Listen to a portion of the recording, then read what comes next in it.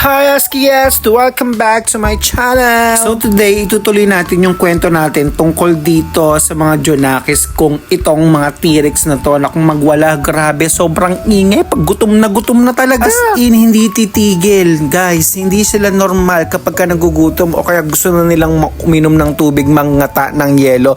Grabe, yung pintuan sa taas, grabe, dumadagongdong sa ingay. Kaya naman, syempre, ikaw, bilang naiirita ka sa ingay, hindi mo na matitiis para bigyan ng pagkain. Syempre, pakainin mo agad. Kabisado na nila kung anong oras sila kakain at kabisado na rin nila kung kailan sila iinom ng malamig na tubig at magngangata ng yelo. Pero ngayong mga adult na sila, mga 2 years na kasi yung dalawa. Si Bella at saka si Arthur, 2 years old na sila. Si Mama Lau, 4 years old na. Ito si Coffee, hindi ko alam. Parang siguro 3 years na rin to si Coffee. At kapag adult dogs na, once a day lang namin sila pinapakain. Yung sobrang dami, alas 5 ng hapon, yun yung kain talaga nila. Dati ang sipag pa namin bigyan sila o pakainin sila ng mga table food, pero na-realize namin at maraming nagsuggest ng mga vet, hindi pala siya advisable na palaging pinapakain ng table food. Dati pinapakain namin sila ng mga ulo ng manok, pinangangata ko ng mga kalabasa, malunggay, saging, oo. Pero ngayon, dog food talaga. Stick kami sa dog food. Once a day, full pack meal, tapos grabe, napakalulusog nila. Oo, ang ganda pati ng balahibo nila. After nila kumain ng full meal ng alas 5 ng hapon, pagdating ng 7:30 to 8, pinapainom naman namin sila ng malamig na tubig na may kasamang yelo. Ang technique nila, inumin muna nila yung tubig ng malamig, tapos pag nangalahati na, kakawkawin na nila yon, ibig sabihin, yun na yung time na dapat durugin mo na yung bloke ng yelo. Yung sinasabi kong bloke ng yelo, yun yung nasa ice cream na 1.3